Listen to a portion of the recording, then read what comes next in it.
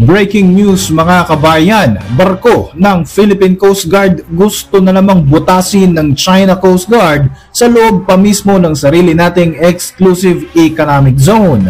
US President Donald Trump galit na galit naman kay Russian President Vladimir Putin at Estados Unidos nagsasagawa na nga ba ng mga aksyon na tila ba indikasyon na nalalapit na nilang bombahin ang bansang Iran. Banta naman ng Russia sa Amerika, mayroong catastrophic consequences na magaganap sakaling itutuloy nga ng Amerika ang plano nito laban sa Islamic Republic.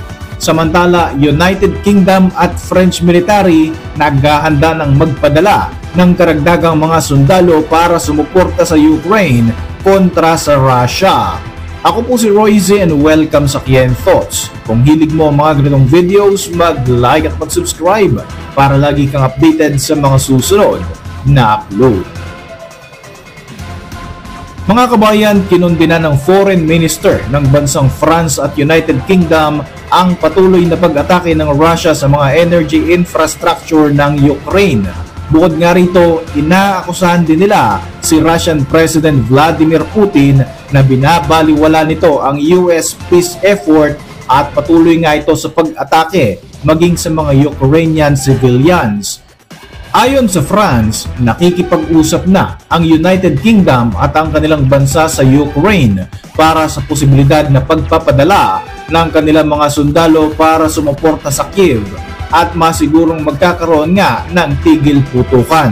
Lantarang tinanggihan ni Putin ang peace negotiations na ito sa Ukraine, kaya naman sa kasalukuyan ay mas tumitindi ang iringan ng Amerika at ng Russia.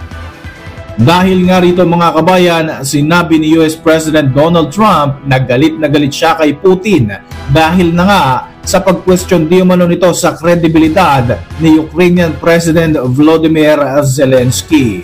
Binantaan nga ni Trump na magpapataw ito ng secondary tariff sa Russian oil at kinakailangan daw nilang mag-usap ng Russian President sa lalong madaling panahon. Bukod dito, binantaan pa ni Trump na bobombahin nga nito ang Iran at magpapataw rin ng dagdag na taripa bilang parusa kung hindi nga ito makikipagnegosasyon hinggil sa nuclear programs nito. Lumabas ang mga balita hinggil sa mga paggalaw nga ng US sa kanilang mga military assets at inilipat na nga nila ito sa lugar kung saan mas madali silang makakapagsagawa ng mga military strikes sa bansang Iran. Hindi naman ito nagustuhan ng Islamic Republic at kaagad ding nagbanta sa Amerika.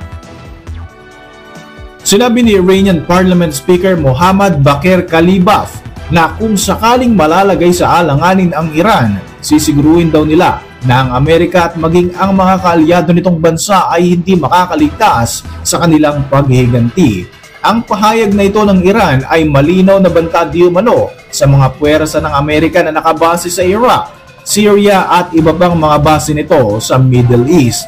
Bukod nga rito mga kabayan, nilinaw rin ng Islamic Republic na hindi sila makikipagnegosasyon sa Amerika, partikular na sa kagustuhan nga ni US President Donald Trump na mapag-usapan ang nuclear capability ng bansang Iran. Inilapit na ng Amerika sa Iran ang hindi bababa sa 4 na stealth B-2 bomber, mga C-17 transport aircraft at mga KC-135 refueling tanker at idineploy na nga ito sa Diego Garcia Island sa bahagi ng Indian Ocean.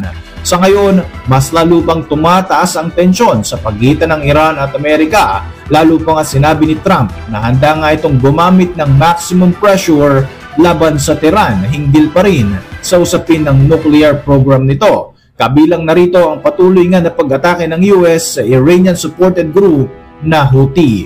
Kaugnay nga nito mga kabayan, ayon sa report ng Reuters, kinundina ng Moscow ang pagbabanta ni Trump laban nga sa Iran at ang pagsasagawa di umano nito ng military strikes laban sa Islamic Republic of Iran. Ayon sa Russia, magdudulot ng catastrophic result ang magiging aksyon na ito ng Amerika kung bobombahin nga nito ang mga nuclear sites ng Iran. Ayon sa Russian Foreign Ministry, maging ang Moscow ay humahanap na rin daw ng solusyon hinggil sa bagay na ito pero inirerespeto at isinasaalang-alang ng Russia ang karapatan ng Iran na magkaroon ng peaceful nuclear energy. Hindi raw katanggap-tanggap kung sakaling gagamitan ng dahas ng Amerika ang Iran para lamang sa kagustuhan ng Estados Unidos. Matagal nang inaakusahan ng mga Western countries na mayroong secret agenda itong Iran, kaya patuloy nga at sa katunayan ay minamadali na daw nito ang pagbuo ng nuclear weapons capability sa pamamagitan ng pagde-develop ng mga enriched uranium sa pinakamataas na level ng fissure purity na isa nga sa mga requirements para makabuo ng atomic o ng nuclear bomb. Giit naman ng Tehran, purely gagamitin lamang nila ang programang ito para sa energy purposes at hindi para gawing sandata. Gayunpaman, hindi nakataka-taka na to the rescue lagi itong Russia sa Iran. May kasunduan kasi ng comprehensive strategic partnership ang mga bansang ito kung saan tutulong ang isa't isa kung sakaling magkakaroon ng pag-atake sa alinmang bansa. Dahil nga sa mga kaganapang ito mga kabayan, sinasabi ng mga analyst na tila mas papalapit na nga sa mas matinding labanan ang US at Russia sakaling hindi pa rin matutuloy ang peace negotiations na iniaalok nito sa mga bansang magkaalyado. Mga kabayan, halos doble ang laki ng barko ng China Coast Guard Vessel 3302 sa BRP Cabra ng Philippine Coast Guard nang magkaharap ang dalawang barko na ito tanghali noong April 6, 2025 sa layong 170 kilometers mula sa baybayin ng lalawigan ng Zambales.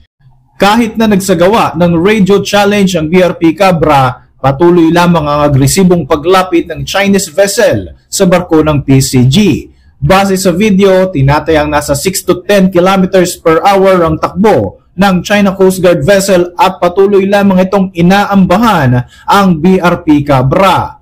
Dumating pa nga sa punto mga kabayan na halos 18 yards o 16 na metro na lamang ang layo o agwat ng dalawang barko sa isa't isa. Sa isa pang inilabas na video ng PCG, halos katabi na ng BRP Cabra ang CCG Vessel 3302 at makikita na gusto na namang butasin ng barko ng komunistang bansa ang barko ng Pilipinas sa isa na namang uri ng harassment at bullying sa mga maliliit na mga bansa sa bahagi ng Indo-Pacific region. Sinabi ni PCG spokesperson for the West Philippine Sea na si Commodore J. Tariela, maswerteng nagawang makaiwas ng BRP Cabra mula sa intentional nga na aksyon na ito ng China na sinasadyang magkaroon talaga ng banggaan. Kung hindi nga raw nagawang makaiwas ng PCG vessel, katakot-takot ang posibleng maging resulta nito para sa mga sakay ng naturang barko sapagkat kitang-kita naman talaga kung gaano kadambuhala ang barkong ginagamit ng CCG. Mga kabayan, hindi ito ang kauna-unahang beses na nakalapit ang barko ng China sa mga baybayin ng Pilipinas. Ayon kay Tariela, ang intensyon daw ng China ay palabasin na sila ang may-ari sa mga teritoryong illegal nilang pinapasok ng mga swapa nga na komunista.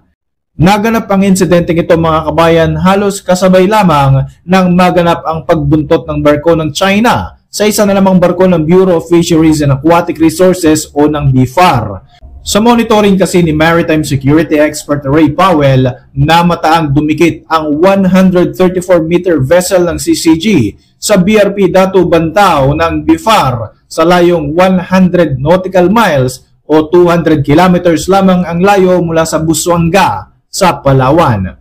Sa norte naman mga kabayan, namataan ang isa pang research vessel ng China sa Batanes. Ito ay ilang araw lamang matapos nga ang pagbisita ni US Defense Secretary Pete Hegseth sa bansa na nag-anunsyo ng pagsasagawa nga ng Pilipinas at ng Amerika ng Advanced Bilateral Special Forces Training sa Batanes.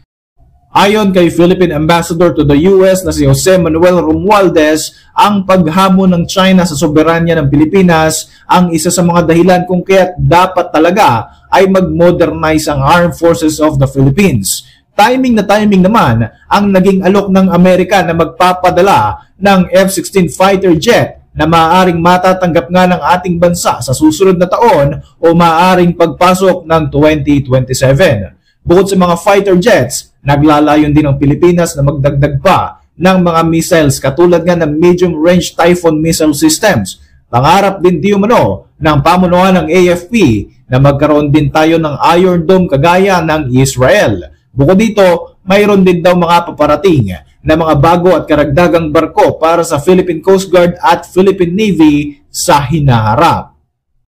Para sa inyong mga reaksyon, mag-iwan lang ng komento sa ibaba ng video na ito. At para manatiling updated sa ating mga susunod na upload, siguruhin mag-subscribe.